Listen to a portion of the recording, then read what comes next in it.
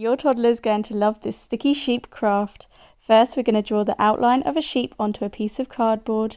Then we're going to cut it out, including the middle. Turn him over and grab your sellotape. Tape strips of sellotape over the middle of the sheep to make him sticky. Once it's fully covered, turn it over and grab some blue tack. Blue tack him to the wall and then find some cotton wool balls. Encourage your little one to stick and dab the cotton wool balls onto the sheep to make him fluffy again.